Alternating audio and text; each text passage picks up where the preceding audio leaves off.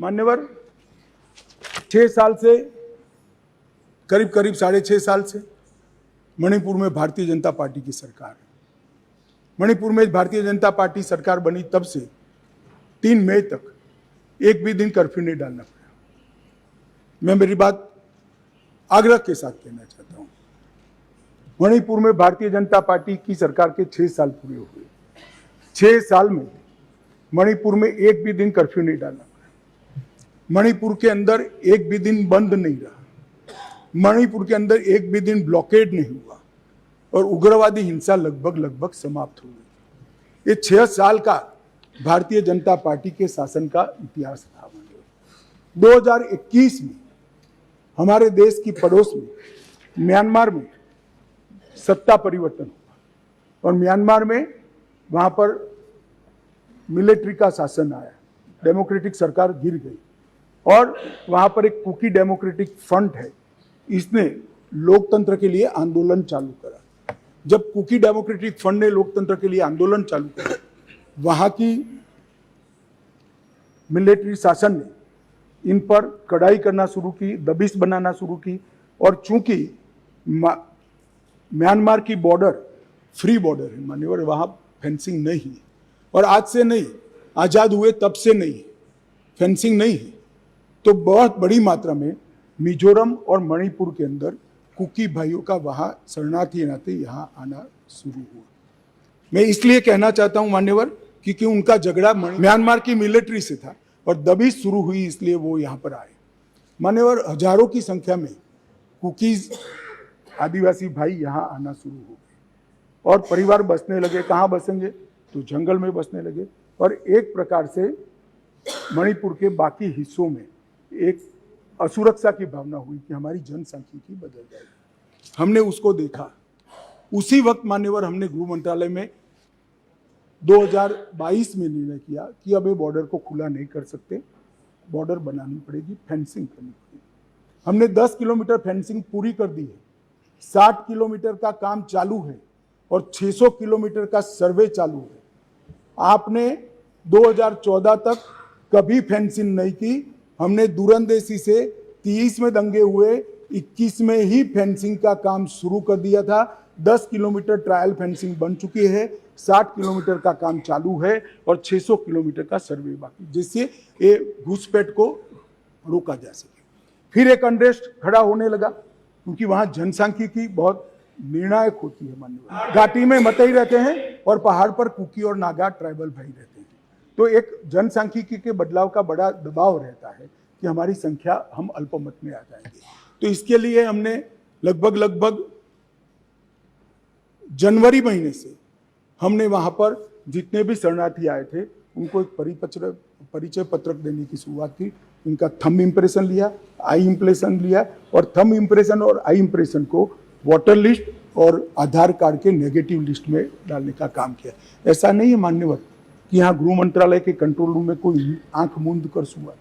2023 में दंगा हुआ, 21 में हमने फेंसिंग चालू करी, 22 में हमने फेंसिंग चालू करी और 23 की शुरुआत में हमने थंब इम्प्रेशन और आई इम्प्रेशन लेने की शुरुआत की और उसको भारत के वोटर लिस्ट और आधार के नेगेटिव लिस्ट में डालने की।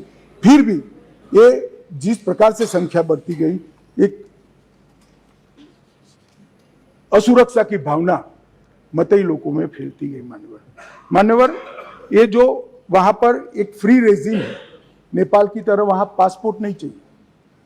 अब ये मत कहना है कि हमने क्यों नहीं करा, 1968 से करा हुआ है भाई। 1968 से एक समझौता है भारत और ब्रह्मदेश की सरकारों के बीच में कि बॉर्डर के 40 किलोमीटर से जो अंदर आएगा या यहाँ से 40 किलोमीटर से आ जाए उसको पासपोर्ट नहीं चाहिए। ये समझौता है, किसी को रोकना भी असंभव था। और इतने हजारों किलोमीटर की बॉर्डर में बाढ़ भी नहीं लगी थी, फेंसिंग भी नहीं थी, तो संख्या बढ़ती गई और असुरक्षा बढ़ती गई। इतने में एक अफवाह फैल गई 29 तारीख अप्रैल को कि 58 ये वसाहतें जो थी शरणार्थियों की, उसको गांव घोषित कर दिया गया। अब गांव घोषित करने की अफवाह से ही घाटी में बहुत बड़ा अनरेस्ट शुरू हुआ मान्यवर, और वो अनरेस्ट को भी हमने माइक वाली जीपे चलाई, बताया गया कि भाई कोई गांव घोषित नहीं हुआ है, मगर अफवाहें जब फैलती है तब फैलती है अविश्वास का वातावरण। और घोषित जंगल गांव घोषित किया, जंगल गांव घोषित किया, जो वसायतें थी उसको, तो उनको लगा है परमानेंट अब यही बस जाएंगे, तो एक अनरेस्ट खड़ा हुआ। उसके बाद में आग में तेल डालने का काम हाईकोर्ट मणिपुर के अप्रैल महीने में आए हुए एक फैसले ने कहा, जिसने सालों से पड़ी हुई एक लंबित पिटीशन को अचानक चलाया। अचानक चलाकर ना भारत सरकार के ट्राइबल आयोग को शपथ पत्र लिया, ना भारत सरकार के ट्राइबल डिपार्टमेंट का लिया, ना भारत सरकार के गृह मंत्रालय का लिया, ना मणिपुर सरकार का लिया, और अचानक ही कह दिया कि 29 अप्रैल के पहले इस मतई जाति को ट्राइबल घोषित कर दी। इससे पहाड़ पर बहुत बड़ा अनरेस्ट हुआ, ट्राइबलों में बड़ा अनरेस्ट हुआ कि अब मतई ट्राइबल बन जाएंगे तो हमारी नौकरियों में स्पर्धा का भाव होता है, और स्वाभाविक है एक कोई कानूनी प्रक्रिया के बगैर एक ऑर्डर कर दिया गया, जिसके कारण ऊपर भी, नीचे ऑलरेडी अनरेस्ट चालू था, ऊपर भी अनरेस्ट हुआ, और 3 तारीख को एक रोली के अंदर एक क्लैश हो गया, और क्लैश होने के बाद दंगे चालू हुए जो अब तक अशांत परिस्थिति को बनाए हुए हैं। मान्यवर, अब 2 सवाल हैं कि हिंसा शुरू करने के बाद क्या किया, मैं उस पर बाद में जाता हूँ। इतनी ही शांति से बताऊंगा, कोई जरा भी मन में, मैं कि कोई किसी चीज से भागना नहीं चाहता, भागना मेरा स्वभाव ही नहीं है भाई, मैं किसी भी चीज से भागना नहीं, मगर मणिपुर की नस्लीय हिंसाओं के इतिहास को समझना पड़ेगा। 1993 में श्री पीवी नरसिम्हा राव जी प्रधानमंत्री थे, राजकुमार दोरोन्द्र सिंह कांग्रेस के नेता मुख्यमंत्री थे, और नागा कुकी संघर्ष हुआ। नागा कुकी भी नस्लीय हिंसा थी, और उस वक्त 750 लोग मारे गए, 200 लोग घायल हुए, 45,000 लोग शरणार्थी थे, और 1.5 साल तक ये हिंसा अविरत रूप से चलती रही। अब ये कहते हैं प्रधानमंत्री जी क्यों नहीं बोले?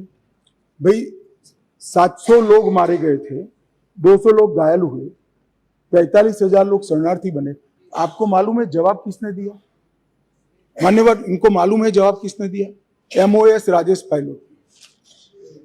और मुझे नहीं बोलने देते। मान्यवर, इतनी जघन्य घटना हुई, भारत सरकार से किसी ने मुलाकात की क्या था? ट्राइबल मिनिस्टर गया? ना जी। समाज कल्याण विभाग के मंत्री गए? ना जी। होम मिनिस्टर का question does not arise. MOS गए? ना जी। और ये पूछते हैं हमें कि प्रधानमंत्री क्यों नहीं गए? अरे भाई, आप जरा देखिए कि नस्लीय हिंसाओं का इतिहास, मैं पूरा बताता हूं, सब मुझे जल्दबाजी नहीं है, बड़ा महत्वपूर्ण मुद्दा है, मुझे पूरा बताना है इतिहास। संसद के अंदर विपक्ष बोलते बोलते थक गया, गृह मंत्री जवाब देने के लिए खड़े नहीं हुए, MOS ने जवाब दिया मान्यवर, और ये लोग प्रधानमंत्री जवाब दे वो मांग से पूरा पार्लियामेंट होल्ड करे हुए। मान्यवर, 1993 में दूसरी बार संघर्ष हुआ, मतई पंगल संघर्ष हुआ, 100 लोग मारे गए, वो भी 1 साल तक चला, और राज्यसभा में गृह मंत्री ने जवाब दिया, बस, लोकसभा में। और ये कह रहे हैं प्रधानमंत्री जवाब दे। मुलाकात की किसी ने नहीं की, ना गृह मंत्री ने, ना MOS ने, किसी ने नहीं की। फिर इंदर कुमार गुजराल आए 97-98 में, कुकी पाइते संघर्ष हुआ, 350 लोग मारे गए, 1 साल तक संघर्ष चला। ये भी नस्लीय हिंसा है, मैं टेररिज्म की घटनाएं नहीं गिना रहा, नस्लीय हिंसा समझा रहा हूं। 1 साल तक चला, चर्चा ही नहीं हुई, स्टेटमेंट भी नहीं हुआ, सवाल भी सारे खारिज कर दिए गए, और ये कहते हैं प्रधानमंत्री जवाब दे। और मैं डे 1 से कह रहा हूं मान्यवर, मैं जवाब देने के लिए तैयार हूं, मेरी ड्यूटी है, मैं देश के प्रति जवाब दे हूं, संसद के प्रति जवाब दे हूं, विपक्ष के प्रति भी जवाब दे हूं, मैं आपको जवाब देने के लिए। मुझे बोलने नहीं देते हैं, ये किस प्रकार का लोकतंत्र है मान्यवर? तो अब तो बोलने ही दोगे, अब तो बोलने ही दोगे दादा। मैं पहले की बात कर रहा हूं, पहले की बात कर रहा हूं। और हमारे गोगाई जी कहते हैं मौन तोड़ने के लिए लाया गया। अरे भाई, मौन रखने वाले तो हार गए और वहां बैठ गए, हम तो बोलने वाले हैं, जवाब देने वाले हैं। हम मौन नहीं रखते, मौन आप रखते हैं। हमें कुछ नहीं छुपाना, हमारा कोई आदमी इसमें इन्वॉल्व नहीं है। मैं नाम बोलना नहीं चाहता, गृह मंत्रालय के रिकॉर्ड पर नेताओं के नाम है। सुनना है तो बता दूं, आप खड़े होकर कह दो बताओ तो मैं बता देता हूं। नाम सुनना है?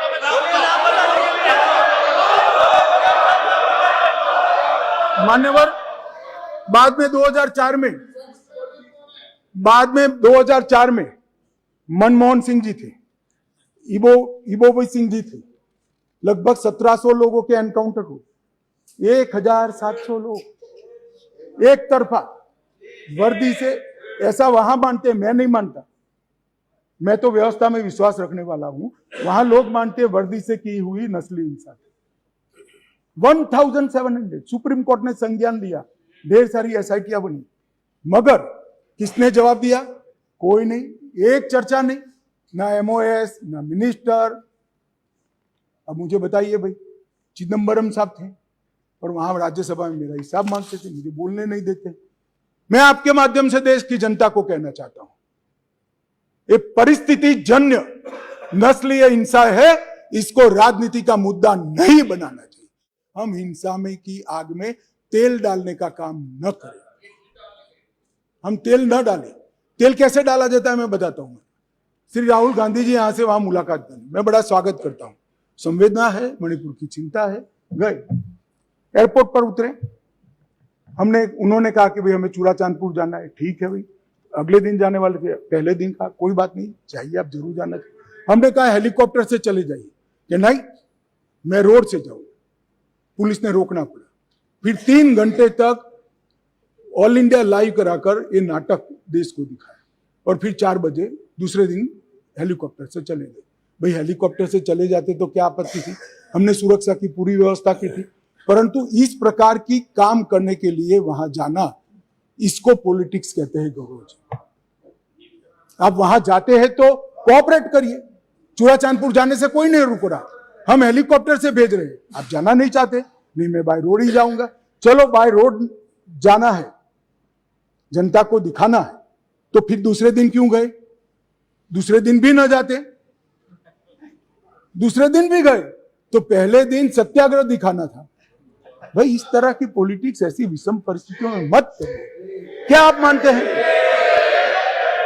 आप क्या मानते हैं कि सरकार को आप इस तरह से परेशान करेंगे, चाहे वहां की हो या यहाँ की, पर जनता नहीं जानती है। अब अंत में जो शर्मनाक वीडियो आया, मैं इसके बारे में भी कहना चाहता हूं।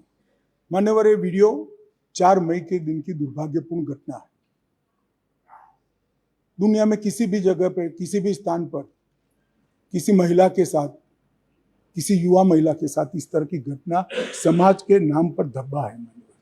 इसका कोई समर्थन नहीं कर सकता, ना ये सदन कर सकता है, ना कोई पॉलिटिकल पार्टी ना कर सकती है, यहाँ की ना वहां की। मेरे मन में एक छोटा सा सवाल, मेरे मन में तो नहीं आया, कुछ मीडिया के मित्र जो ऊपर बैठे हैं उन्होंने डाल दिया। उन्होंने मुझे पूछा कि अमित भाई ये 4 मई का वीडियो संसद सत्र के 1 दिन पहले ही क्यों आया? अगर किसी के पास वीडियो था तो वीडियो डीजीपी को देना चाहिए या नहीं देना चाहिए? किसी के पास वीडियो था तो पुलिस तंत्र को देना चाहिए या नहीं देना चाहिए? उसको सार्वजनिक करना चाहिए क्या? वो महिला के सम्मान की तो सोचो ना जी।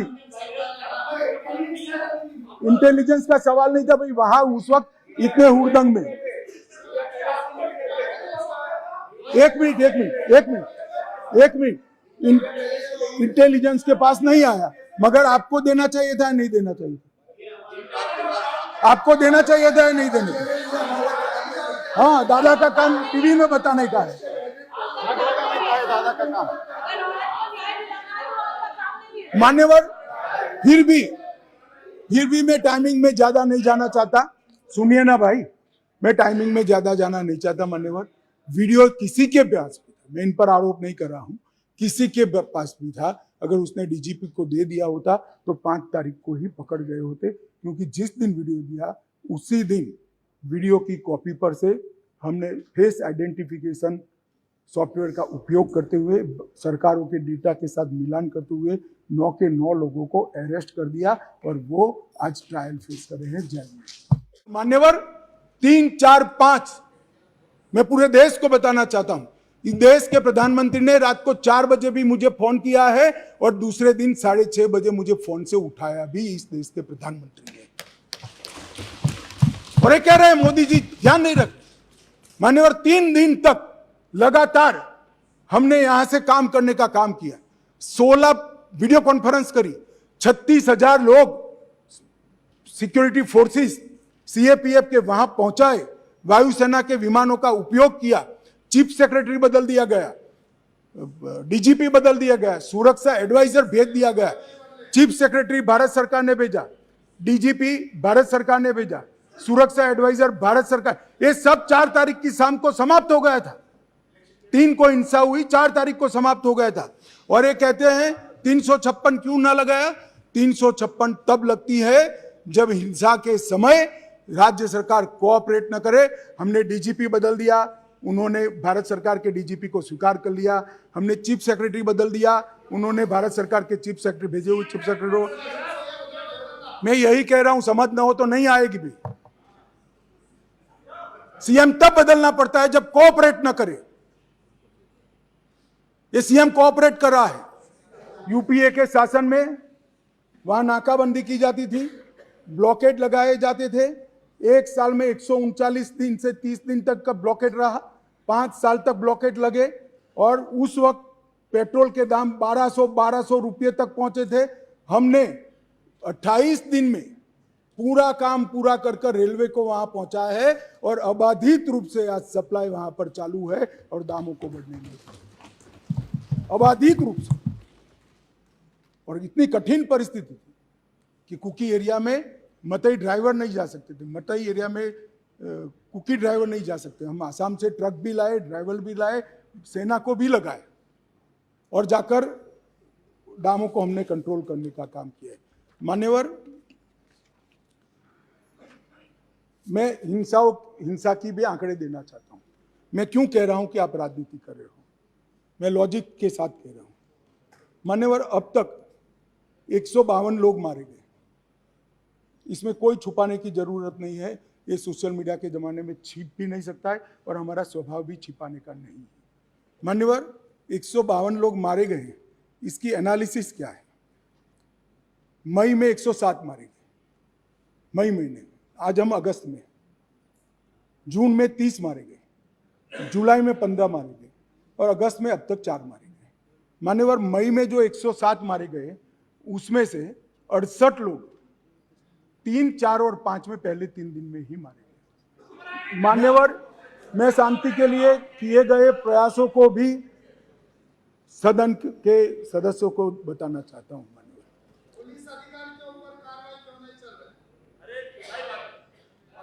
मान्यवर, मैं वहां 3 दिन रहा, 3 रात रहा। मेरे साथी नित्यानंद जी 23 दिन तक लगातार वहां रहे। एमओएस होम मिनिस्टर पहली बार नहीं, कोई गया ही पहली बार मैं ही गया हूं। अब तक कोई नहीं गया है। इतने सारे दंगे मैंने जो बताए, नस्ली हिंसा, कोई नहीं गया है। एमओएस 23 दिन रहा है, 3 दिन में रहा। मान्यवर, हमने इस सारी की जांच के लिए हाईकोर्ट के सेवानिवृत्त न्यायाधीश का एक कमीशन बना दिया है, जिसमें एक आईपीएस और आईएएस अफसर भी है। मान्यवर, अध्यक्ष राज्यपाल महोदय को अध्यक्ष बनाकर शांति समिति को हमने वहां पर प्रस्तापित किया है। 36,000 से अधिक सुरक्षा कर्मी, जहां मतई समूह रहता है, जो कुकी रहता है, बीच में बफर जोन बनाकर खड़े हैं। आज भी गुस्सा शांत नहीं हुआ है, परंतु हिंसा इसलिए कम हुई कि बीच में 36,000 पैरामिलिट्री फोर्सेस दिन रात तैनात थे, इसलिए हिंसा कम हुई। बेहतर इंटर एजेंसी समन्वय के लिए यूनिफाइड कमांड व्यवस्था, क्योंकि वहां बीएसएफ भी है, सीआरपीएफ भी है, असम राइफल भी है, सेना भी है, मणिपुर पुलिस भी है। 5 सुरक्षा एजेंसियों के बीच में बेहतर समन्वय के लिए यूनिफाइड कमांड व्यवस्था बना दी गई है और उसकी चेयरमैनशिप यहाँ से भेजे गए सुरक्षा सलाहकार के हाथ में है। इस घटनाक्रम के पीछे षड्यंत्र वाले जो 6 केस रजिस्टर किए हैं, 6 के 6 केस पहले सीबीआई को दे दिए गए थे। सुप्रीम कोर्ट ने और 11 केस सीबीआई को दिया है, इसके लिए भी एसआईटी आज गठित हो गई है। मान्यवर, पीड़ित और पुनर्वसन पैकेज दिया गया है। सभी मृत्यु वालों को 10 लाख रुपया चुकाने का काम समाप्त हो चुका है। लगभग 30,000 मैट्रिक टन चावल रातों रात पीयूष भाई ने यहाँ से वहाँ भेजा है, जो भी बांट रहे हैं। किसी भी क्षेत्र में मेडिकल सुविधाओं का अभाव न हो, इसलिए भारत सरकार की 8 टीमें अलग अलग एम्स से वहाँ कैंप के अंदर कर दी गई है। कोर्ट में मुकदमों में किसी की एक्स पार्टी सुनवाई न हो, इसलिए चारों प्रभावित जिलों के डिस्ट्रिक्ट कलेक्टर के वहाँ वीडियो कॉन्फ्रेंस की सुविधा कर दी है, तो हाईकोर्ट में जाना नहीं पड़ता है, सबकी सुनवाई वहीं से हो रही है। बच्चों का ऑनलाइन एजुकेशन चालू हो गया है। घाटी में 98% स्कूलें खुल गई है, 80% उपस्थिति रहती है। 2% स्कूलों में कैंप चल रहे हैं, वो भी अब अस्थायी शेल्टर बनाने की शुरुआत हमने कर दी है।